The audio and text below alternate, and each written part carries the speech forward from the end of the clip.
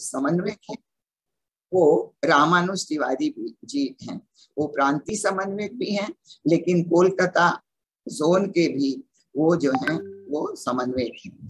इसी तरह से विजय अग्रवाल जी प्रांतीय सह समन्वयक भी हैं, लेकिन वो जोनल समन्वयक भी हैं जोन 2 के सिलीगुड़ी के।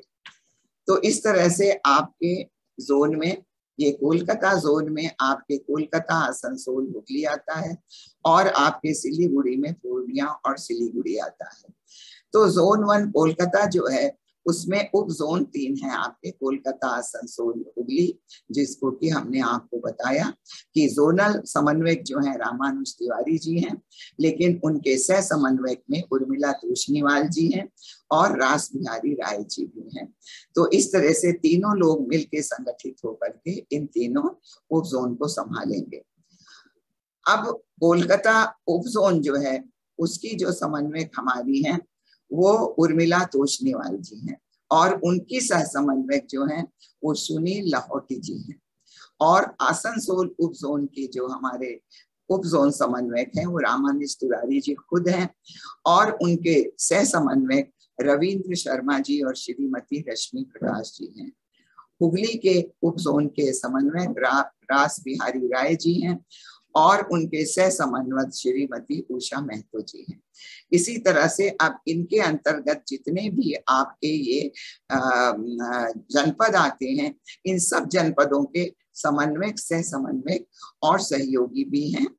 अब जैसे आपका उप जोन कोलकाता है, तो इसमें जनपद आते हैं कोलकाता, 24 उत्तरी 24 परगना और दक्षिण 24 परगना और हावड़ा।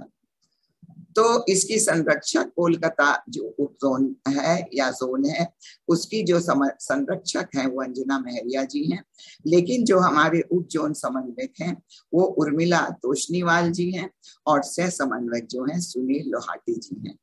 अब कोलकाता जनपद की जो जनपदी समन्वयक हैं वो उर्मिला तोषनीवाल जी हैं, और सह समन्वयक शीला अग्रवाल जी हैं।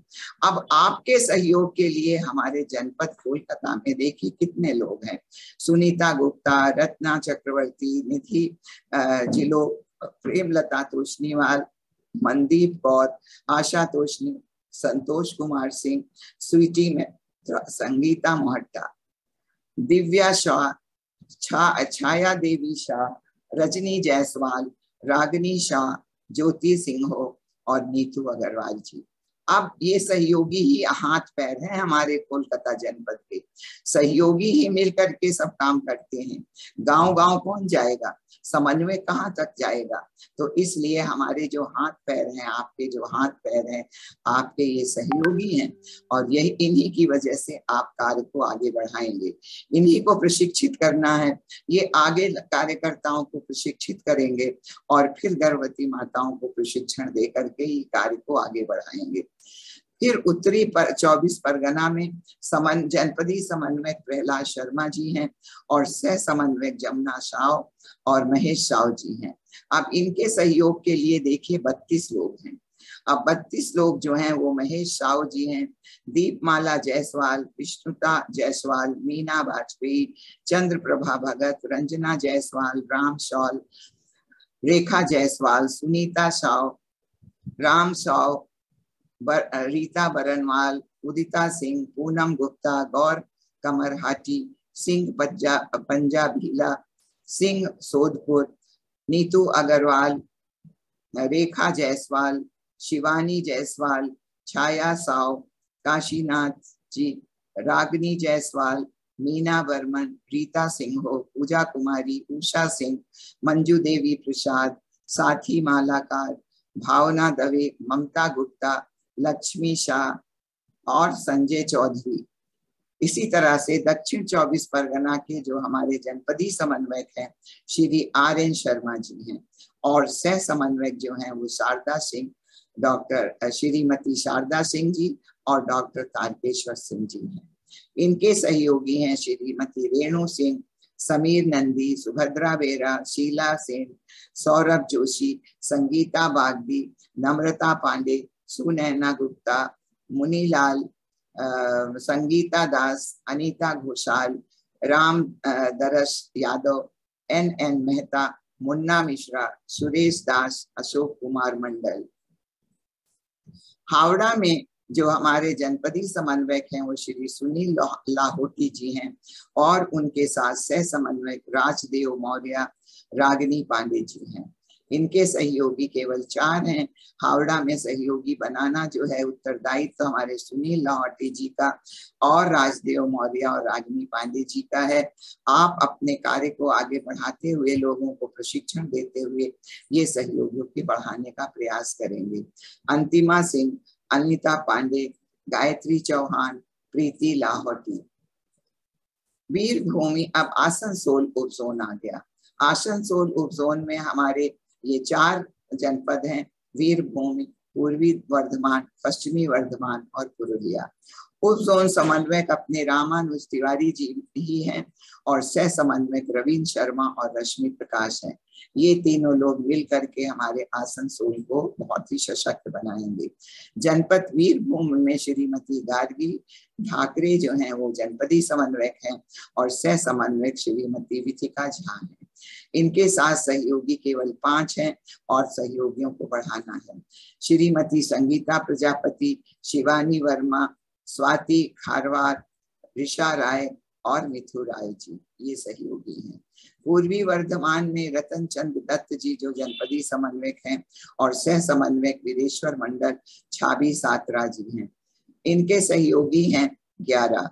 सारबोनी विश्वास जी, पार्वती शाह, रेखा मोदक, सुनीता रानी दत्ता, पिंकी विश्वास, मीना राय, कल्पना करमाकर, शिल्पा मंडल, लक्ष्मी चंदा, रेखा मंडल और कल्पना दास जी। कुमकुम सिंह, ये अब पश्चिमी वर्धमान में उदय शंकर चौबे जी जो हैं वो जनपदी समन्वयक हैं और सह समन्वयक हैं मिहिर वर्णमाल और चुन्नी देवी जी। अब इनके पास बहुत सारे देखिए हाथ हैं काम करने के लिए। सहयोगी का मतलब अंग अवयव, अंग अवयव जो आपके हैं बड़े इंपॉर्टेंट होते हैं।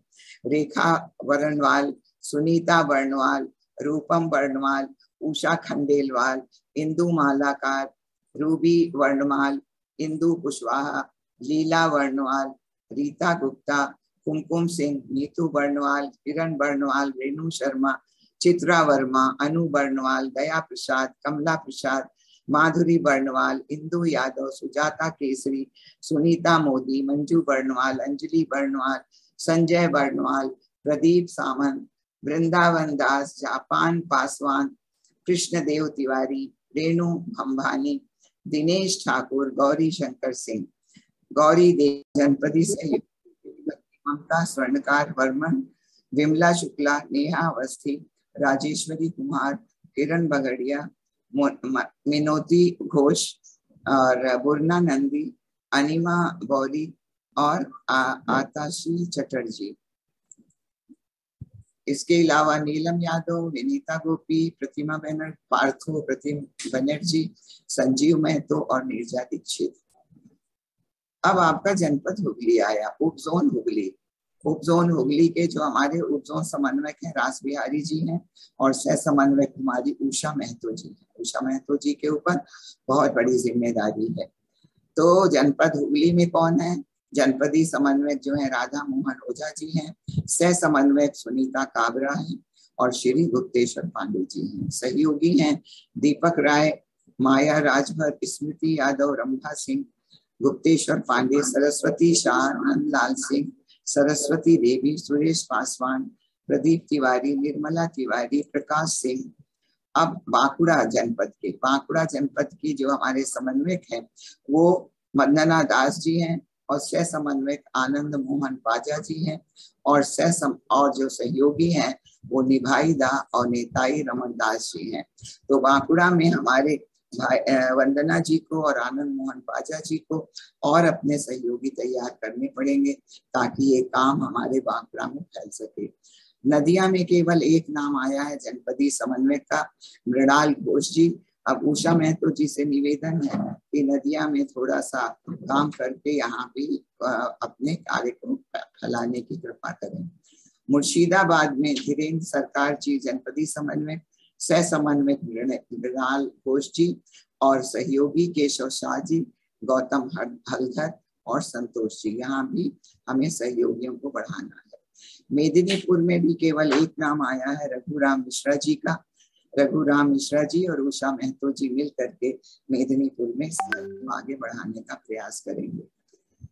जनपद मेदिनीपुर में जगदीश प्रसाद अग्रवाल जी जनपदी समन्वयक, सह समन्वयक विजय कुमार गुप्ता जी और सहयोगी ज्ञान वाजपेयी जी, ज्योतिका दे, कमला शर्मा बेबी और लीलावती शर्मा जी। झाड़ग्राम में समन्वयक उषा महतो, सह समन्वयक मोनिशा महतो, सहयोगी वापसी महतो, देवी महतो, गोपाल महतो और सुधान चंद्र महतो। अब आपका जोन 2 आया। अब जोन 2 में जो हमारे 2 उप जोन हैं वो है पूर्णिया और सिलीगुड़ी। अब यहाँ के जोनल समन्वयक जो हैं विजय अग्रवाल जी हैं। इनके अभी सह समन्वयक का नाम नहीं आया है। हमारे अग्रवाल जी शीघ्र ही उसको देंगे ताकि उनका भी रजिस्ट्रेशन यहाँ से हो सके। तो सिलीगुड़ी में जो उप जोन पूर्णिया आता है उसमें जो उप जोन समन्वयक है वो मंजू चौधरी जी हैं और सिलीगुड़ी के जो उप जोन समन्वयक है वो डॉक्टर विजय अग्रवाल जी ही हैं और उप जोन सह समन्वयक रेखा अग्रवाल जी हैं। अब आपके जो जनपद आते हैं, आपके जनपद आते हैं पूर्णिया में, पूर्णिया, किशनगंज, कटिहार और अररिया। इसके मंजू चौधरी जी समन्वय उप जोन समन्वयक हैं और सह समन्वयक प्रदीप पांडे जी हैं। जनपद पूर्णिया के जो समन्वयक हैं वो शोभा चौधरी हैं, सह समन्वयक सोनिका साहा हैं और इनके सहयोगी हैं श्रीमती उषा देवी, असरफी मेहता, रूपम जायसवाल, नीता देवी, गायत्री देवी, सुमित्रा देवी, कविता कुमारी, रश्मि रानी, बबीता कुमारी और रूबी कुमारी और सुमिता रंजन। इसके अलावा किशनगंज की जो जनपदी समन्वयक हैं वो हैं सुश्री भारती कुमारी यादव, सह समन्वयक नूतन यादव और उनके सहयोगी अनीता देवी, ज्योति देवी, पद्मा भारती, विष्णु देवी सहनी, आलो सरकार और नीरज कुमार सहानी। कटिहार में समन्वयक हैं रेणु तिवारी जी, सह समन्वयक रूबी सिन्हा, सहयोगी नीलम सिन्हा, इंदु जायसवाल, ललिता देवी, कृति देवी, सुलेखा देवी, श्यामा देवी, रूबी सिन्हा, किरण सिन्हा और सपना सिंह। इसके अलावा वहां पे सुनैना सिंह, सुनीला कुमारी, स्वाति कुमारी, रोहिणी, प्रदीप कुमार शाह, पूनम कुमारी, अर्जुन कुमार शाह, बेबी रानी। और ये अररिया में जो समन्वयक है वो सीमा कुमारी, सह समन्वयक बेबी चौधरी। अब आपके पास जरूर कुछ सहयोगी होंगे, आप नाम शायद ना दे पाई हो, तो आप नाम दे नहीं पाई तो उनके नाम भेजिए और नहीं तो आप अपने सहयोगी तैयार करिए। अब सिलीगुड़ी जो हमारा उपजोन है उसमें जनपद दार्जिलिंग, जलपाईगुड़ी, अलीपुरद्वार, कूच बिहार, मालदा, उत्तरी दिनाजपुर, दक्षिणी दिनाजपुर, कलिम्पोंग और सिक्किम। यहाँ के उप जोन समन्वयक डॉक्टर विजय अग्रवाल जी हैं और उप जोन सह समन्वयक जो हैं वो श्रीमती रेखा अग्रवाल जी हैं। अब यहाँ के जनपद दार्जिलिंग की जो हमारी समन्वयक हैं वो प्रियंका अग्रवाल जी हैं और सह समन्वयक ज्योति बुद्धदेव जी हैं, सहयोगी अनीता पांडे, बलराम शर्मा, मनोज कुमार शाह, सुधा प्रसाद, गीता शर्मा जी। जलपाईगुड़ी की जो समन्वयक हैं वो शांति उराव मिर्च हैं और सह समन्वयक ज्योति बरिया जी। सह समन्वयक उनके साथ सहयोगी हैं सुदेशना कुजूर, मजीता मुंडा, अंजाना जेलो और चंद्रिका कुजूर, सुष्मिता उराव।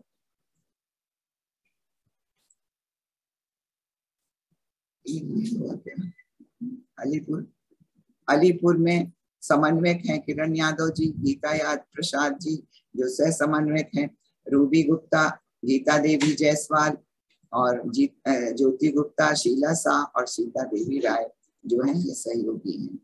कूच बिहार का अभी कोई नाम नहीं आया है तो डॉक्टर विजय अग्रवाल जी से निवेदन है और रेखा अग्रवाल जी से कि कूच बिहार में भी इस काम को आगे बढ़ाना है हम लोग को। मालदा में जो समन्वयक हैं वो कावेरी बघेली जी हैं और सह समन्वयक पूजा मुरारका हैं। सहयोगी इनके साथ हैं मौसमी थोकदर, कृष्ण मुरारका, गोपाल राम, कविता दास और रीना प्रसाद। उत्तरी दिनाजपुर में समन्वयक है रेणु गुप्ता, सह समन्वयक कामनी साहा, राजकुमारी भारती सहयोगी, ममता पारिक, अरुण कुमार गुप्ता, रोहिणी सिंह और पिंकी पारिक जो है सहयोगी हैं। दक्षिणी दिनाजपुर में अभी नाम नहीं आ पाए हैं, तो हमारे विजय अग्रवाल जी और रेखा अग्रवाल जी उनके नाम भेजेंगे शीघ्र ही, ताकि उनका भी रजिस्ट्रेशन हो सके। यदि नाम नहीं है तो यहाँ पे कार्य करना अभी बाकी है। इसी तरह से कलिम्पोंग में भी काम नहीं हुआ है। दक्षिण सिक्किम में श्रीमती परिणीता राय जी समन्वयक हैं और हरि राय जी से समन्वयक हैं। सहयोगी हैं पंडित नारद खातीवारा, मोहन तिवारी जी, शिशिर राय जी, कमला छेत्री और तुलसी आचार्य। तो इस तरह से आपका ये संगठन का स्वरूप बन गया है। अब ये संगठन का स्वरूप जो बना है, इसी पे आप लोग कार्य करेंगे। अब ये कार्य कैसे होगा, कैसे आगे बढ़ेगा? अगर आप रेगुलर अपनी मॉनिटरिंग नहीं करते रहेंगे सबकी, सारे अपने जनपदों की, क्षेत्रों की, तो वो काम आगे नहीं बढ़ेगा। इसलिए अब ये कार्य कैसे आगे बढ़े उसकी भी रूपरेखा हम आपको बता देते हैं।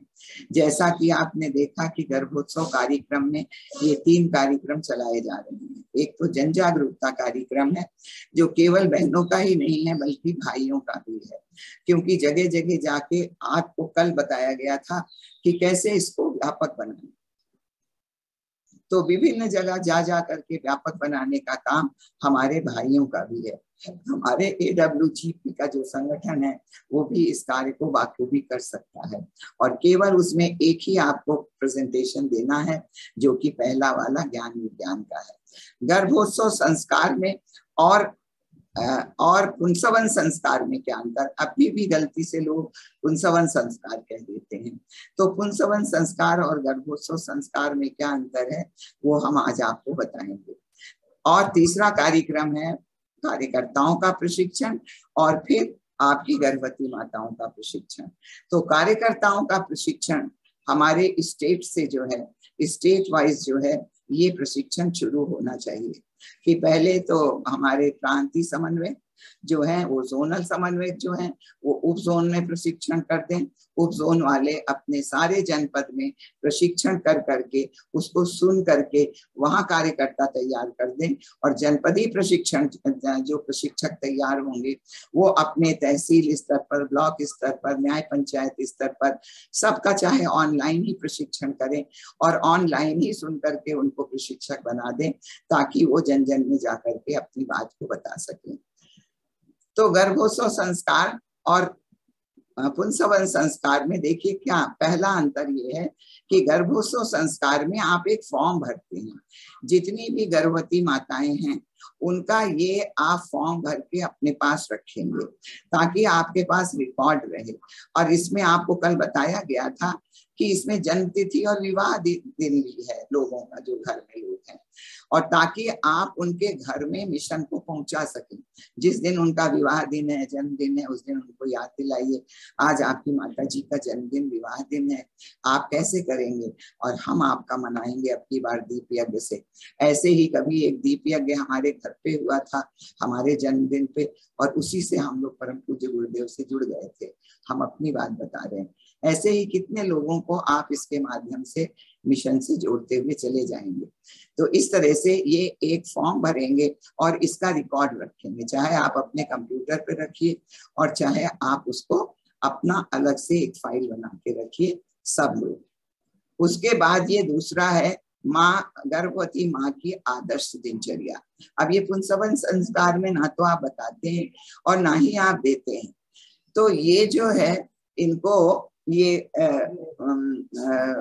आदर्श दिनचर्या चार्ट जो है ये आपको उसी समय देना पड़ेगा और समझाना पड़ेगा कि अगर आप इन बिंदुओं को अपने जीवन में उतारेंगे, क्योंकि यही 9 दिन आपको पढ़ाया गया है अभी, तो उसी में ये सब है कि सूर्योदय से पहले उठें, आत्मबोध की साधना करें, प्रेयर करें, उसी समय एक प्रार्थना लगाएं, उषा पान करें। तो उस गर्भवती माता को ये समझाना है कि रोज रात में सोते वक्त आप इसमें टिक करेंगी कि आज हमने क्या किया, क्या नहीं किया, जो नहीं किया उसको क्रॉस करेंगी। इस तरह से रोज रोज वो करती रहेगी तो उसका जीवन व्यवस्थित हो जाएगा, और जिसका जीवन उसके बच्चे का भी हो जाएगा। और परम पूज्य गुरुदेव कहते थे, जिसका जीवन व्यवस्थित हो गया उसका दृष्टिकोण व्यवस्थित हो जाएगा, और वो जीवन में सफलता प्राप्त करता हुआ आगे चला जाएगा। तो इस तरह से ये एक दिनचर्या चार्ट भी इसमें दिया जाता है, जिसको कि वो भरती है। तो जो गर्भ संस्कार करा रहा है वो उस महिला को बराबर फॉलो अप करे कि उन्होंने भरा कि नहीं भरा, हर महीने उनसे बातचीत करते रहें। तो इस तरह से जो है ये काम हमारा सफल होता चला जाएगा। इसके अलावा कुछ हम लोग साहित्य देते हैं। साहित्य में ये 2-3 किताबें बहुत जरूरी हैं। आओ गढ़े संस्कारवान पीढ़ी भाग 1 और हमारी भावी पीढ़ी और उसका नवनिर्माण 63 वाङ्मय, हमारे महान उत्तराधिकारी, ये 3 किताबें जरूर देते हैं। तो ये उसका एक पैकेज बना दीजिए। उस पैकेज में ये किताब, उसकी आदर्श दिनचर्या चार्ट और फॉर्म तो आपके पास रहेगा। इसके अलावा ये संकल्प पत्र है जो कि पति का है और पत्नी का भी है। ये संकल्प पत्र वो जब आप गर्भ संस्कार कराएंगी तो आश्वस्तना के समय पढ़ाया जाएगा। तो ये पढ़ाया नहीं जाता अभी पुंसवन संस्कार में। ये जब वो पढ़ेगी, संकल्प करेगी, अलौकिक वातावरण में अपने मुंह से संकल्प करेगी, तो जरूर उसको फॉलो करेगी, जो कि गर्भ आपके आदर्श दिनचर्या चार्ट में ये सारे पॉइंट लिखे हुए हैं। तो ये आपका अंतर हुआ। इसके अलावा जब बच्चा पैदा हो जाएगा तो कुछ मानसिक और शारीरिक विकास का एक चार्ट दिया जाएगा। उसके बाद जिनका आप फॉलो अप कर रहे हैं, मान लीजिए आपने 100 गर्भ संस्कार कराए 1 साल में, तो कम से कम 10 का तो फॉलो अप कर लीजिए कि जिनकी डिलीवरी हुई और डिलीवरी के बाद जब उन्होंने इतना अच्छा काम किया, दिनचर्या पालन किया, आहार पे किया, योग व्यायाम प्राणायाम ध्यान किया, गर्भ संवाद किया, तो उस बच्चे के माइलस्टोन अर्ली माइलस्टोन है कि डिलेड है कि बराबर है। तो ये माइलस्टोन आपके जो हैं ये WHO के नॉर्म पर बनाए गए हैं कि बच्चा मुट्ठी कब खोलता है, बच्चा जो है अपनी आंखें प्रकाश में कब खोलता है, वो घुटने के बल कब चलने लगता है, वो पैरों के बल कब चलने लगता है। तो इस तरह से इसमें लिखा हुआ है। तो जिस भी उम्र में वो बच्चा करता है उस पे ये टिक करेगी।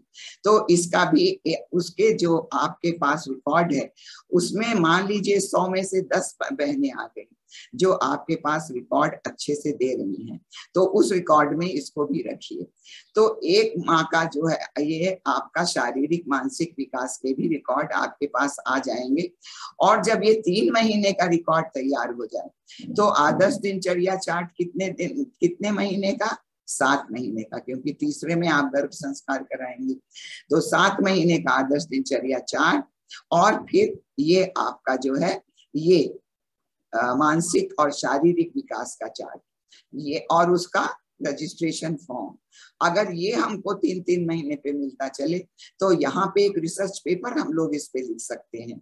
और फिर आपका गर्भ संस्कार उसी तरह से पूरी दुनिया मानेगी वैज्ञानिक तरीके से, जैसे आज योग व्यायाम प्राणायाम ध्यान माना जा रहा है। तो हमारे जो प्रांतीय समन्वयक है कृपया इस पे जो है देखेंगे, विचार करेंगे कि आपके प्रांत से यदि हमें 10 बहनों के भी ये पैकेज मिल जाता है, उनका रजिस्ट्रेशन फॉर्म, उनका आदर्श दिनचर्या चार्ट 7 महीने का, और ये मानसिक शारीरिक प्रगति का रिपोर्ट 3-3 महीने पर बराबर, मतलब 3 महीना हो जाए तो भेज दीजिए, फिर 3 महीना हो जाए तो फिर व्हाट्सएप कर दीजिए। तो इस तरह से 2 साल तक का, केवल 5 साल तक का नहीं, केवल 2 साल तक का। तो इस तरह से ये, और इसके साथ साथ जब बच्चा हो जाए तो आप बता तो रहे हैं कि घुटने का बल चलने लगा, माँ ने टिक तो कर दिया कि 4 महीने पे, लेकिन उसका वीडियो हमें चाहिए, क्योंकि प्रमाण तभी माना जाएगा, पेपर तभी लिखे जाएंगे जब प्रमाणित होगा। तो उसका वीडियो, तो ये कब का वीडियो खींचेगी माँ, ये भी उसको गर्भ डिलीवरी के बाद देना पड़ेगा आपको। तो ये तो हो गया कि आपका गर्भ संस्कार और पुंसवन संस्कार में क्या अंतर है। ये बहुत वैज्ञानिक प्रक्रिया है जिसको जन जन तक पहुंचाना है और इसके साथ साथ इस पे शोध कार्य भी करना है। तो जो भी आप कर सकेंगे बहुत अच्छा रहेगा। इसके अलावा जो आप रिपोर्टिंग करेंगे, तो जो बहनें जो रिपोर्टिंग करेंगी तो उसको इस फॉर्म पे रिपोर्ट करेंगी। तो ये रिपोर्ट जो है ये हमारे जनपदी समन्वय की रिपोर्ट है। तो जनपदी समन्वय क्या करेंगे, उनके जनपद में जितने भी सहयोगी हैं उनके सबके नाम लिखेंगे। केवल एक नहीं कि अपना नाम लिख दिया, मोबाइल नंबर, सारे सहयोगियों के नाम लिखेंगे, सारों के मोबाइल नंबर लिखेंगे और यहाँ उनका रजिस्ट्रेशन नंबर जो हम लोग देंगे उसको लिखेंगे। उसके बाद वो काम क्या किया उन्होंने। अब काम क्या क्या आपको मॉनिटर करना है। पहला है जन जागरूकता कार्यक्रमों की संख्या। हो सकता है भाई लोग खाली कार्यक्रम जन जागरूकता काम करें, वो गर्भोत्सव संस्कार ना करा पाए, वो प्रशिक्षण ना दे पाए, तो वो भी आपके सहयोगी हैं। तो जन जागरूकता कार्यक्रम पिछले माह कितने उन्होंने किए, इस माह में कितने किए और टोटल कितने किए, ये हर माह की 17 तारीख तक हमारे यहाँ शांति कुंज में आ जाना चाहिए। इसके बाद है संपन्न कराए गए गर्भोत्सव संस्कारों की संख्या। पिछले माह कितनी कराई, इस माह कितनी कराई और कुल कितनी कराई। प्रशिक्षित किए गए कार्यकर्ताओं की संख्या, आपके यहाँ कार्यकर्ता प्रशिक्षित होंगे तो उनकी संख्या और अब कितना हुआ। गर्भवतियों को कितनों को प्रशिक्षण किया और आदर्श दिनचर्या चार्ट देने वाली बहनों की संख्या। हो सकता है आपको कम बहनों ने दिया हो, गर्भ संस्कार ज्यादा कराया हो, तो कोई परेशानी की बात नहीं, जितनों ने दिया आपको उतनों का नाम लिखिए। बच्चे के साथ उसके बाद बच्चा पैदा हो गया तो शारीरिक मानसिक विकास देने का कितनों ने दिया और कितनों ने वीडियो वाला दिया, तो ये एक इसमें कॉलम कम है, वो भी हम इसमें बढ़ा देंगे। तो इस तरह से जो जनपदी समन्वयक है वो अपना नाम यहाँ लिख करके और सारे का सारा जोड़ बना करके पूरे जनपद का आप किसको भेजेंगे, आप अपने उप जोन समन्वयक को भेजेंगे और उप जोन अपने सारे जनपदों की रूपरेखा जो बना करके इस वाले पे कि उनके उप जोन में इतने जनपद हैं, इन जनपदों में जितने लोगों ने जितना जितना काम किया है टोटल मिला करके उसको जोनल समन्वयक के पास भेजेंगे। और जोनल समन्वयक जो हैं जब दोनों प्रांतीय समन्वयक एज ए प्रांतीय समन्वयक कंबाइंड रिपोर्ट बनाएंगे और शांति कुंज भेजेंगे। तो ये है आपका कैसे आप अपनी सूचना भेजेंगे। अब कब कब करेंगे, आप बराबर करेंगे। अब जैसे हमारे जो हैं वो बैठक पहले आपको करनी है, आपस में आप मिलते जुलते नहीं रहेंगे तो कैसे काम चलेगा। शांति कुंज भी देखिए आप लोग को इसीलिए बुलाया जाता है। तो आप भी अपने कार्यकर्ताओं के साथ बैठक करेंगे। सबसे पहली बैठक जनपद पर होनी चाहिए और वो पहले हफ्ते में महीने के हो जाना चाहिए। किसके साथ, जो उनके क्षेत्र के लोग हैं उनके साथ होनी चाहिए। ये क्षेत्रीय जो है गांव के, तो कोई बात नहीं, अगर नहीं आ सकते ऑनलाइन कर लीजिए, लेकिन एक बार 1 से 7 तारीख में, मतलब वर्ष में 12 बार। उसके बाद उप जोन के पास जो जनपदी समन्वयक और सह समन्वयक हैं उनकी बैठक जो है उप जोन पर होगी और वो 2 माह पे एक बार होगी, वर्ष में 6 बार होगी। और जो उप जोन समन्वयक हैं वो जोनल समन्वयक के साथ प्रत्येक 3 माह पे एक बार, मतलब 4 बार बैठक करेंगे। प्रांतीय जो मतलब जोनल समन्वय आप प्रांतीय भी हैं, इसलिए जो है आप लोग की बैठक कम से कम 4 बार वर्ष में होनी चाहिए, इससे ज्यादा भी हो सकती है। इस बैठक में आप क्या करेंगे, किसको प्रशिक्षण देना है, कहाँ देना है, कहाँ प्रशिक्षकों की कमी है, कहाँ क्या हुआ, कहाँ कोई परेशानी है, ये सारा इस बैठक में आप डिस्कस करेंगे। लेकिन अब आपको हमको सूचना भी भेजनी है शांति कुंज को। तो शांति कुंज जो है उसमें सूचना भेजने के लिए क्या करेंगे, आप 1 से 7 तारीख के बीच में जो जनपदी समन्वयक है वो अपने क्षेत्र के सारे कार्यकर्ताओं की चाहे ऑनलाइन रिपोर्ट मंगाएं चाहे बैठक में ले लें और उस रिपोर्ट को तैयार करके अपने उप जोन समन्वयक को वो भेज दें। और उप जोन 7 तारीख तक निश्चित ही भेज दीजिए और उप जोन समन्वयक जो है उसको 7 से 10 तारीख के बीच में उसको जो है उप जोन में भेज दें। तो और वो तैयार करके अपनी रिपोर्ट जो है वो जोनल समन्वयक को भेजें, सारे कंबाइंड रिपोर्ट जैसा आपको बताया।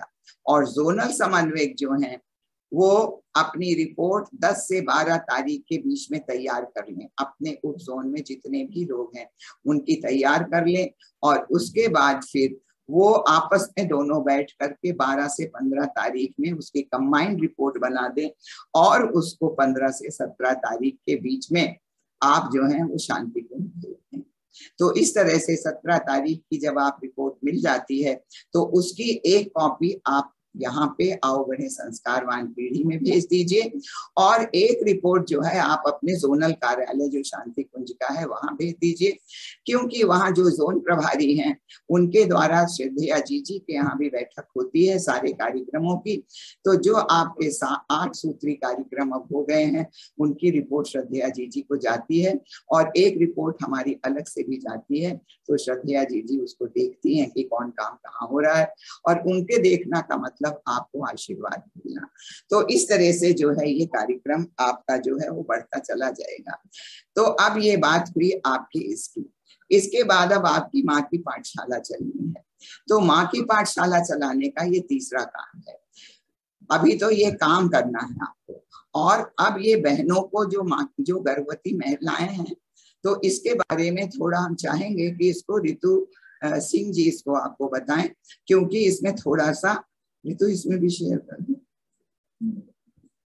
तो इसमें क्या है कि थोड़ा आपका टेक्निकल ग्रुप भी काम करेगा, क्योंकि पूरे उत्तरी जो आपका जो ये वेस्ट बंगाल है उसकी एक जगह से हर जगह रिले होगा, ताकि हर जगह की माताएं उससे जुड़ जाएं और उसका लाभ उठाएं। तो रितु जी से निवेदन है कि इसके बारे में थोड़ी जानकारी आपको दे दें, और कहाँ से टेक्निकल ग्रुप बनेगा, कहाँ से रन होगा, इसके बारे में भी आपको जानकारी वो देंगे। आदरणीय का बहुत बहुत धन्यवाद।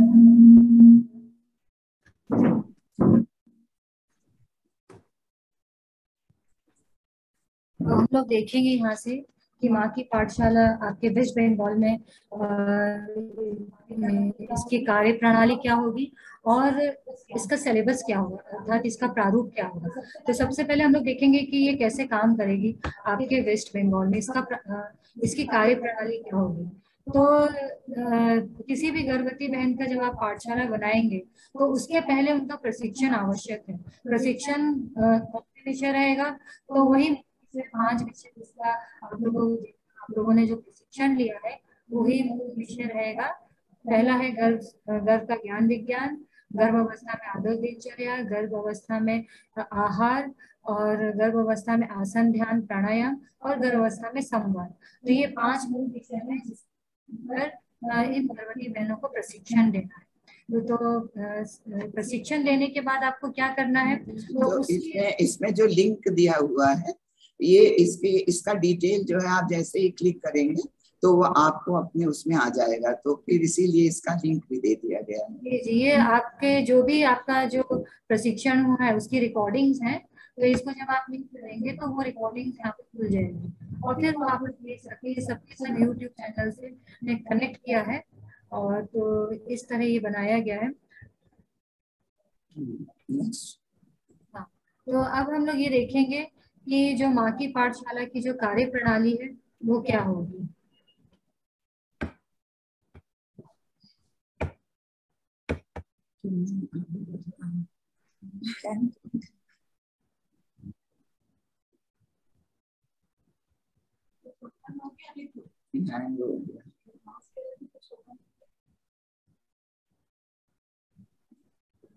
चलिए अब हम फिर से शेयर कर रहे हैं, वो हैंग हो गया था, तो फिर से शेयर करेंगे तो आपको दिखने लगेगा।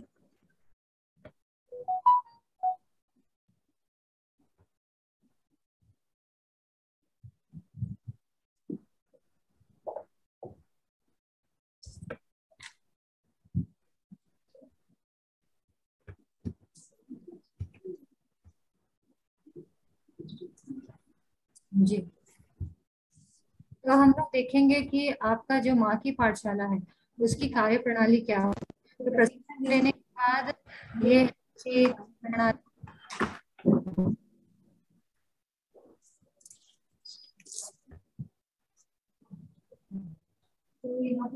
तो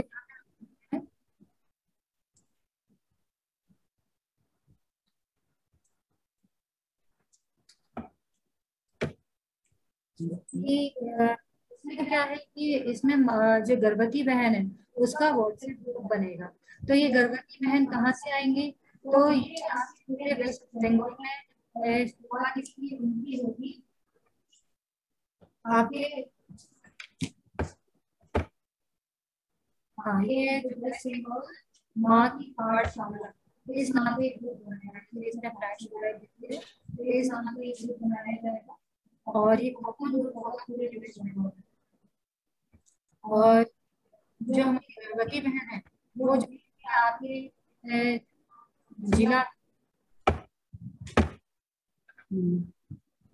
ये जिला जिले आपके गाँव में होंगे, आपको पंचायत और ग्राम पंचायत में होंगे, तो उन वहाँ पे उस तरह के कार्यकर्ता होंगे। जैसे आदरणीय दीदी ने आपको संगठन का स्वरूप बताया और उसमें बताया कि सहयोगी, तो सहयोगी के द्वारा हम लोग को गर्भवती बहनें मिलेंगी।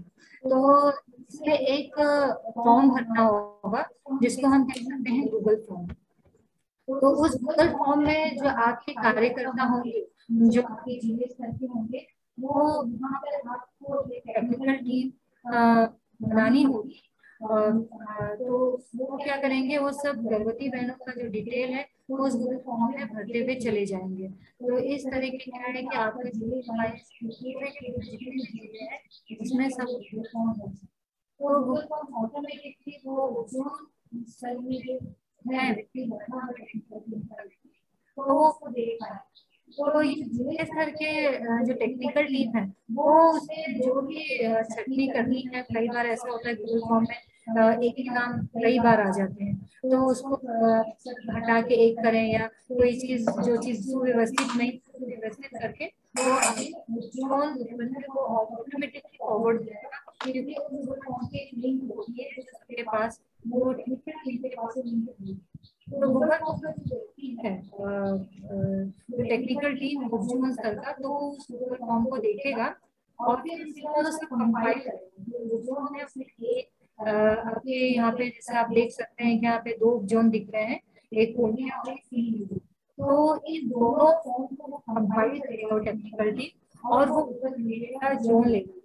तो जोन लेवल पे भी एक टेक्निकल टीम बैठी होगी, ये जोन लेवल पे पहुंच जाएगा तो जोन लेवल पे भी वो टेक्निकल टीम बैठी होगी और फिर वो पूरे वेस्ट बंगाल के जो गर्भवती बहन है उनका वो कंपाइलेशन करेंगे गूगल फॉर्म के माध्यम से। तो इस तरह क्या है कि हमारे जो इस माँ की पाठशाला के जो ग्रुप एडमिन है, श्री रामानुज तिवारी जी हैं, डॉक्टर विजय अग्रवाल जी हैं, श्रीमती अंजना महिला जी हैं, तो इनके पास सारी लिस्ट पहुंच जाएगी। तो अब क्या करेंगे कि जितनी भी नई बहनें गर्भवती बहनें हैं उनका प्रशिक्षण चला। मान लीजिए आप लोगों ने किया कि कम से कम 50 गर्भवती बहनें अगर इकट्ठा होती हैं तो हम उनका प्रशिक्षण चलाएंगे। तो जब गर्भवती बहन इकट्ठा हो जाएंगे तो उनका प्रशिक्षण चला के उनको फिर ये माँ की पाठशाला में ऐड कर, तो इसका भी एक लिंक होगी, या आप डायरेक्ट कर सकते हैं या आप गूगल फॉर्म को सीधे आपके फोन में डाल सकते हैं CSR फाइल बना के। तो इस तरह भी कर सकते हैं, मतलब उसमें क्या है कि आपको एक एक नाम टाइप नहीं करना पड़ेगा, पूरी की पूरी शीट आपके कांटेक्ट में चली जाएगी और इस तरीके क्या है कि 2 मिनट में ये आपका जो माँ की पाठशाला का ग्रुप तैयार हो जाएगा। तो उसमें सारी गर्भवती बहन को आपको ऐड कर देना है और इसमें समय समय पर, ये तो पूरे जीवन भर चलने वाला माँ की पाठशाला की ग्रुप है, तो समय समय पर और भी बहनें इसमें ऐड होती जाएंगी। तो आपको ये देखना है कि जो पुराने बहन के अलावा जो नया गूगल फॉर्म आया है उसमें कितनी बहनें जुड़ रही हैं। अगर वो आप एक संख्या निश्चित कर लीजिए कि मान लीजिए 30 हो गई या 35 हो गई, तो हम फिर एक प्रशिक्षण फिर से देंगे। तो जो नई बहनें आएंगी आपकी गर्भवती बहनें, तो उनका प्रशिक्षण जो 5 विषय है उस पर फिर से चलेगा और फिर वो इस ग्रुप में ऐड होंगी। इसके पहले भी आप उनको ऐड कर सकते हैं, जोड़ सकते हैं, ताकि वो कुछ ना कुछ सूचना उनको मिलता रहे, पर उनका प्रशिक्षण बहुत जरूरी है। तो जितनी भी नई बहनें जुड़ती जाएंगी उस हिसाब से आप संख्या निश्चित कर लीजिए कि कितनी संख्या होने पर आप चलाएंगे पाठशाला। ठीक है, तो इस तरह आपने देखा कि पूरा का पूरा ये स्ट्रक्चर है जो ये काम करेगा माँ की पाठशाला में। और अब इसमें हम देखेंगे कि गूगल फॉर्म का फॉर्मेट क्या है। तो ये गूगल फॉर्म का फॉर्मेट हम लोगों ने बनाया है। उसमें नाम होगा गर्भवती बहन का, उसका व्हाट्सएप नंबर होगा, उसका पता होगा, गर्भवती बहन का डिस्ट्रिक्ट, और कितने मंथ की प्रेगनेंसी है, और यज्ञाचार्य जिन्होंने इनको बताया है इस अभियान के बारे में, जिनके संपर्क में आए हैं, उनका नाम रहेगा, उनका फोन नंबर रहेगा। तो इस तरह ये गूगल फॉर्मेट जो है वो इस तरीके का रहेगा। और ये हमारे पास कुछ टेक्निकल टीम की लिस्ट आई है। श्रीमती रीता शर्मा जी, श्रीमती चुन्नी आर्या जी, श्रीमती रेखा बर्णवाल जी। तो ये बहुत ही कम है, हमें और भी आवश्यकता है और भी लोगों की। तो आप लोग देखिएगा कि टेक्निकल टीम हमारे ब्लॉक लेवल से लेके आपकी जोन लेवल तक पूरा का पूरा काम करे। इस तरीके का आपको पूरा प्रारूप उसका बनाना है। तो ये रहा आपका कि माँ की पाठशाला का कार्य प्रणाली क्या रहेगा। अब हम देखेंगे कि अब सिलेबस क्या होगा, इसमें जो है प्रारूप क्या होगा कि माँ की पाठशाला में आकर हमें पढ़ाना क्या है। तो जैसे कि आपको बताया गया कि माँ की पाठशाला सप्ताह में 2 दिन चलेगी, और उसमें योगासन जो योगाभ्यास है, उसमें आसन ध्यान प्राणायाम ये तो रोज चलाना है। तो रोज 5:30 बजे सुबह जो गर्भवती बहन है उनको आसन करवाना है, ध्यान करवाना है और प्राणायाम करवाना है। तो इसी बहाने जो भी गर्भवती बहन जो सूर्योदय से पहले नहीं भी उठती होंगी तो फटफट उनको क्लास अटेंड करना है, तो जल्दी जल्दी वो उठ के तैयार हो जाएंगी, और इसी बहाने उनका जो जीवनचर्या है वो पूरा का पूरा बदल जाएगा। तो ये माँ की पाठशाला का जो उद्देश्य है कि यही है कि जो गर्भवती बहन है उसका जो जीवनचर्या है, उसका दिनचर्या है वो बदल जाए। तो ये हफ्ते भर जो आसन ध्यान प्राणायाम चलेगा। उसके अलावा जो सैटरडे और संडे को जो विषय है वो इस तरीके के हैं, ये पूरा का पूरा बनाया गया है। तो ये सैटरडे को क्या चलेगा, तो ये है आपका, ये आचार्य डायरी है। या जो भी आचार्य जो भी क्लास लेंगे उनको ये डायरी को बनाना पड़ेगा ताकि वो क्रम वाइज वो क्लास उस दिन ले सके। तो सबसे पहले जब भी क्लास की को शुरुआत आप करिए तो गुरु आवाहन से करिए, गायत्री मंत्र से और प्रार्थना से। तो इसमें सूर्य का ध्यान करते हुए कार्य करना है। जब बार बार आप उनको ये चीज करवाएंगे तो बार बार उनकी फिर आदत पड़ जाएगी। तो इस तरह यहाँ पे देखिए लिखा हुआ है कि कौन सी प्रतिभा का विकास ये कार्य करने से होगा। तो ये सारे के सारे 9 इंटेलिजेंस के विकास हो जाते हैं। इस तरीके का आपका जो सिलेबस डिजाइन किया हम लोगों ने। उसके बाद आपको आत्मबोध की साधना उनको करवानी है। तो आत्मबोध की साधना क्या है उनको फिर ये बताना है। इसका भी लिंक हम लोगों ने दिया हुआ है इसमें। तो इसको क्लिक करने पे वो लिंक खुलता है। तो इस तरह आप इसमें पूरी यूट्यूब की चैनल की लिंक डाली हुई है। या तो आप सुन के उन गर्भवती बहन को एक्सप्लेन कर दीजिए, या डायरेक्ट गर्भवती बहन को भी आप बता सकते हैं कि आत्मबोध की साधना क्या होती है। तो पहले दिन तो आपने ये बता दिया, पर आपको पूरे महीने भर इनको आत्मबोध की साधना करवानी है। तो उसमें क्या करवाना है, आदर्श दिनचर्या चार्ट की समीक्षा होगी। इसी बहाने वो आपका आदर्श दिनचर्या चार्ट सबमिट भी करती जाएंगे। हर महीने उनसे आदर्श दिनचर्या चार्ट भरवा के आपको लेनी है। तो हर हफ्ते ये देखना है कि उन्होंने भरा है कि नहीं आदर्श दिनचर्या चार्ट। तो ये उसमें उनका आदर्श दिनचर्या चार्ट की समीक्षा होगी हर हफ्ते जो आपका ये चलेगा। और फिर तत्वबोध की साधना, तत्वबोध की साधना क्या होती है उनको ये बताइएगा। और फिर उसमें आदर्श दिनचर्या की चार्ट की समीक्षा इसमें भी होगी कि दिन भर में आपने जो कार्य किया है, कौन सा कार्य किया है, कौन सा कार्य नहीं किया है। तो जो नहीं किया है उसको करने का संकल्प लेना है। तो इस तरह ये छोटा सा रहेगा। और उसके बाद डायरी लेखन, जो गर्भवती बहन है उसको डायरी लेखन जरूर करना है, क्योंकि हमारे अंदर बहुत सारे अच्छे विचार हैं और बुरे विचार जो आके चले भी जाते हैं। तो अच्छे विचार अगर वो लिख लेगी तो एक स्थायी छाप उनके मन में छोड़ देंगे। कोई चीज हम लिख लेते हैं और बार बार उसको देखते रहते हैं तो वो एक परमानेंट हमारे दिमाग में बैठ जाती है। तो ये डायरी लेखन बहुत जरूरी गर्भवती बहन के लिए। गर्भवती बहन के लिए क्या कि हम सब लोग के लिए भी बहुत जरूरी है डायरी लेखन। तो जो भी अच्छे विचार आए वो गर्भवती बहन अपने डायरी में लिख लें, और जो भी निकृष्ट विचार आए वो भी लिखें वो, ताकि उसको दोबारा ना रिपीट हो। तो इस तरीके का डायरी लेखन उनको करना है। अच्छे दिनों की याद भी उसमें लिख सकती है, जो स्वयं की शक्ति जो भी अच्छे गुण है उनके अंदर उसको भी व्यक्त किया जा सकता है इससे। तो ये है। उसके बाद गुरु वंदना, ये माता जी और गुरु वंदनीय माता जी और परम पूज्य गुरुदेव जी का प्रवचन है। 5-5 मिनट के प्रवचन होंगे इसमें। और ये आपको उस समय क्या करना है, 7 मिनट के लिए सुनाना है और 3 मिनट बच्चे से संवाद करवाना है गर्भवती बहन से। तो ये आपका पूरे महीने भर चलेगा। ये यहाँ पे गुरुदेव माता जी का, वंदनीय माता जी का प्रवचन लिखा हुआ है, और इसमें पूरी की पूरी लिस्ट है। ये देखिए, पूरी की पूरी लिस्ट हमने बनाई है अमृतवाणी 5 मिनट की, और इंग्लिश स्क्रिप्ट और हिंदी स्क्रिप्ट दोनों है उसमें, और इसमें बहुत सारे विषय हैं। तो ये पूरे साल भर इतने विषय हैं कि पूरे साल भर आप इसको चला सकते हैं। ये देखिए, ये पूरा ये अमृतवाणी है, ये पूरे के पूरे इसमें दिए हुए हैं, ऑडियो है, इनको सुनेंगे 5 मिनट, और फिर उसके बाद उनसे घर संवाद करवाएंगे। तो इस तरह की क्या है कि आपका ये पूरा 9 महीने का पैकेज तैयार है। आपको कुछ नहीं करना है, बस इस सिलेबस बुक से सिलेबस निकाल के एक एक को चुन के उस दिन वो चीज उनको बता देनी है। अब ये देखिए, विभिन्न विषय, इसमें ये बहुत सारे विषय हैं, इसमें से 2 या 3 विषय ले सकते हैं। कुल मिला के जो आपको टाइम मिलेगा वो 60 मिनट का मिलेगा, मतलब 1 घंटे का। और ये जो माँ की पाठशाला का जो समय है वो 1.5 घंटे का समय है। तो 1.5 घंटे में आपने, आधे घंटे में तो आपने प्रार्थना वगैरह करवाई, आत्मबोध तत्वबोध की साधना करवाई और प्रवचन करवाया, और उसके बाद जो 1 घंटा बचेगा तो उसमें विभिन्न विषय इसमें दिए हुए हैं। जैसे मंत्र का जो उच्चारण है, तो उनको ये जो मंत्र दिए हुए हैं ये उनको पूरा का पूरा रटा देना है। तो ये देखिए, ये सब मंत्र है, दीप यज्ञ के सारे मंत्र हैं। निम्न मंत्रों का प्रशिक्षण, ये इतने सारे मंत्र हैं जो 9 महीने में उनको इनका प्रशिक्षण देना है और उनको पूरा का पूरा रटा देना है। तो इसका उद्देश्य बस यही है कि जब वो 9 महीने में वो जाए तो अपने घर में अपना दीप यज्ञ का उनके प्रारंभ हो जाए।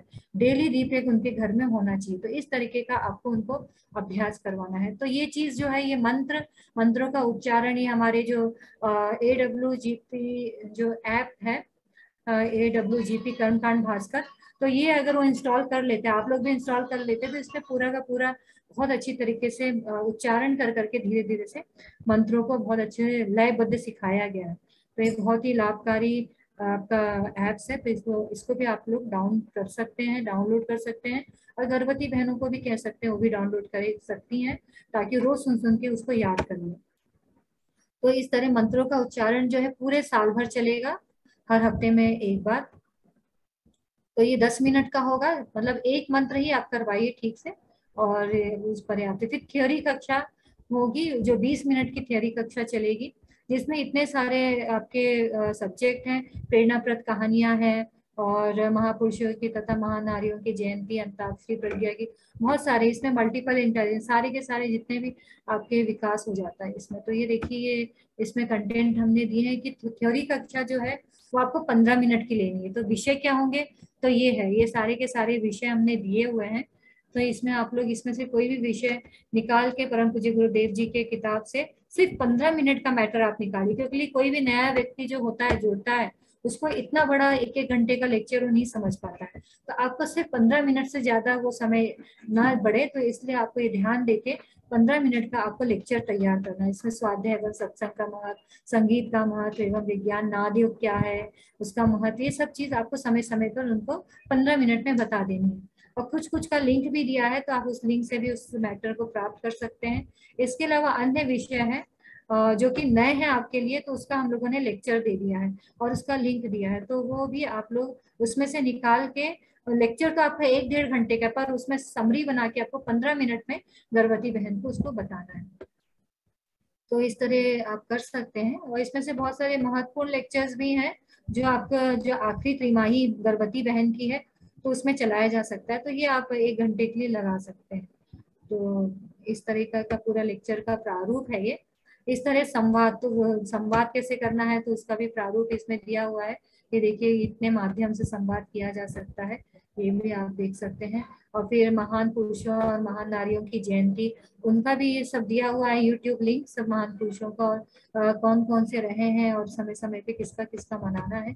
तो ये सब चीज भी इसमें से आप पढ़ लेंगे तो आपको पूरा का पूरा पता चल जाएगा। आप अंताक्षरी भी खिलवा सकते हैं प्रज्ञा गीतों का आखिरी में। तो ये सब प्रज्ञा गीत कौन कौन से हैं वो भी इसमें दिए हुए हैं। तो इसमें लिंक भी डाल दिया हमने। बहुत सारी चीज लगे कि आपको कि और भी बहुत सारे गीत सुनाए जा सकते हैं, तो अपने आप अपनी तरफ से भी ऐड कर सकते हैं, पर वो ये ध्यान दीजिएगा वो प्रज्ञा गीत ही होनी चाहिए। तो इस तरह है ये। और इसमें रीजनिंग बेस्ट और अन्य जो एक्टिविटीज हैं, सुडोकू, चेस, पजल्स, उसके भी लिंक हमने डाले हैं। तो ये एक्टिविटीज है, पूरे के पूरे जो शीट है वो एक्टिविटीज की है। ये नेचुरलिस्टिक इंटेलिजेंस, म्यूजिकल और वर्बल इंटेलिजेंस, ये सारी की सारी एक्टिविटीज, इसमें लिंक्स भी दिए हुए हैं, तो यहाँ से आप लोग ये निकाल सकते हैं। ये आपका पूरा का पूरा सिलेबस, किताब तैयार हो गया है। ये आपका विजुअल चार्ट है, विजन चार्ट है, तो गर्भवती बहन से विजन चार्ट बनवा सकते हैं। और ये माइंड मैपिंग है, तो किस तरह विजन चार्ट बनाएगी, तो इसमें लिंक दिया है, आप लोग इसमें सीख सकते हैं। और इस तरह है, ये हाथ से बना सकती है, बना के अपना जिस दिन माँ की पाठशाला चले वो अपनी जो भी क्रिएटिविटी करती है वो और लोगों को भी बता सकती है, ताकि अन्य गर्भवती बहनों को भी प्रेरणा मिल सके। तो इस तरीके का ये चलेगा। और आहार की कक्षा 5 मिनट की होनी चाहिए हर हफ्ते, मतलब पूरे 9 महीने आपकी आहार की कक्षा चलेगी सिर्फ 5 मिनट के लिए। तो उस 5 मिनट में क्या बताना है, तो उसका भी प्रारूप इधर दिया गया है। जो भी आपका 1-1.5 घंटे का लेक्चर जो हुआ था आहार के ऊपर, उसमें से छोटे छोटे पॉइंट्स निकाल के उनको 5 मिनट में बता देने। तो जितने भी पॉइंट्स इसमें दिए हुए हैं वो सब के सब उस लेक्चर्स में मौजूद है। तो इस तरह आप बना सकते हैं। इसके अलावा रेसिपीज भी आप उनको बता सकते हैं कि टोफू कैसे बनाना चाहिए, सोयाबीन का दूध कैसे बनाना चाहिए, अंकुरित अनाज कैसे बना सकते हैं, मिक्स आटा कैसे बना सकते हैं। ये सब का सब आपके आओ गढ़े संस्कारवान पीढ़ी भाग एक छोटी सी पुस्तक है, उसमें दी हुई है। तो इस तरह पूरे का पूरा 9 महीने आपका कवर हो जाएगा। और ध्यान दीजिए कि इसमें 5 मिनट टाइम दिया हुआ है, तो 5 मिनट से ज्यादा वो चीज नहीं होनी चाहिए। और फिर आखिरी के 5 मिनट में ये रिवीजन होगा। तो ये आपकी सैटरडे की कक्षा यहाँ पे संपन्न होती है। 1 घंटे 1.5 घंटे की ये कक्षा है। तो यहाँ पे ये पूरा का पूरा ये टाइम टेबल। अब ये दूसरे दिन की कक्षा है, शनिवार रविवार की कक्षा है। तो हर रविवार को आपको द्वितीय की करवाना है। तो कक्षा का प्रारंभ यथावत गुरु आवाहन मंत्र, गायत्री मंत्र, प्रार्थना से होगा। ये 5 मिनट के लिए होगा। इसमें सूर्य का ध्यान करते हुए करवाना है। ये ध्यान देना है कि सूर्य का ध्यान करते हुए ये होगा। और फिर उसके बाद दीप यज्ञ का क्रम उनका शुरू होगा। दीप यज्ञ जो है वो 15 मिनट का होगा, ठीक है। दीप यज्ञ का जो क्रम है वो 15 मिनट का होगा। और इसका उद्देश्य एक ही है कि वो अपने जीवन का अंग बन जाए उनका, जो दीप यज्ञ की उनके अंदर उनका संस्कार बैठ जाए दीप यज्ञ करने का। और दीप यज्ञ में जितने भी मंत्र है वो सब के सबका आपको प्रशिक्षण पूरे 9 महीने तक देना है। तो ये दीप यज्ञ कैसे करवाए उसका भी हमने शॉर्ट प्रारूप आप लोगों को दिया हुआ है एक लिंक के माध्यम से, तो वो आप लोग देख सकते हैं उसमें, ठीक है, दीप यज्ञ कैसे करवा सकते हैं।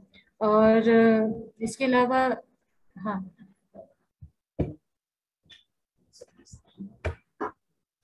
और उसके बाद फिर से आपको परम पूज्य गुरुदेव जी वंदनीय माता जी का प्रवचन उनको सुनाना है। तो जैसे कि मैंने बताया कि 10 मिनट का ये समय रहेगा टोटल, पर 7 मिनट उनको सुनाना है और 3 मिनट गर्भ संवाद करना है। तो इसकी तैयारी जो हमारे प्रशिक्षक है पहले से ही तैयार करके रखे, पहले वो खुद ही सुने और फिर क्या संवाद करवाना है, उसमें से क्या गुण है जो माता के अंदर डालने हैं और उस संवाद के माध्यम से उन्हें डालने हैं। तो इस तरह की तैयारी जो प्रशिक्षक है उसको पहले से ही करना जरूरी है।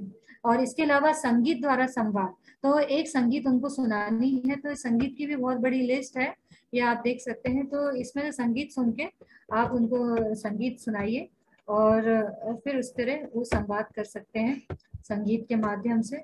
और इस तरह, और कभी कभी आप गर्भवती बहन से भी पूछ सकती हैं कि उन लोगों ने क्या तैयारी की, तो इस तरह ही कर सकते हैं। और इसके अलावा फिर आपके मंत्रों का उच्चारण की कक्षा यथावत चलेगी नहीं। हाँ, फिर ये है आपका विभिन्न विषय है 45 मिनट्स के। तो ये सारे इसमें से कोई 2 विषय आप ले लीजिए या 3 विषय जो 45 मिनट में संपन्न किए जा सके, ऐसे विषय लीजिए और उनका फिर उनको बताइए गर्भवती बहन को। और उसके बाद फिर आखिरी का जो यहाँ पे समापन है 5 मिनट में उसका समापन होगा। और समय समय पे अगर कोई पर्व त्योहार आता है तो उसको भी मनाया जा सकता है। इसी में किसी का जन्मदिन आता है तो उसको भी मनाया जा सकता है, इसमें लिखा हुआ है ना। ये है, तो इस तरह है परिवार का जो जन्मदिन है, विवाह दिन है या दीप यज्ञ, ये सब संपन्न करवाए जा सकते हैं। और महीने में कम से कम एक बार किसी भी स्त्री रोग विशेषज्ञ द्वारा प्रश्नोत्तरी का क्रम इसमें चलाया जाए। तो एक बार आप ये भी क्रम रख सकते हैं इसमें, गर्भवती बहन की जो माँ की पाठशाला चलेगी। तो इस तरह आपने देखा कि किस तरह जो हमारे गर्भवती बहन की माँ की पाठशाला हफ्ते में 2 दिन और आसन ध्यान प्राणायाम पूरे हफ्ते भर चलेगी। और उसका समय जो है वो प्रातः काल का रहेगा। तो इस तरीके का ये पूरे का पूरा सिलेबस है जो मैंने अभी आपको बता दिया है। तो ये सब का सब कंटेंट इसमें है। पूरा 9 महीने जो आपको माँ की पाठशाला चलानी है, सब आपको कहीं पे भी नहीं जाना पड़ेगा, सबका सब आपको इसी में मिल जाएगा। तो इसी के साथ मैं अपनी वाणी को विराम देना चाहूंगी। अब आगे मैं निवेदन करूंगी आदरणीय ज्योत्सना दीदी को कि इस आगे बढ़ाएं इस क्रम को।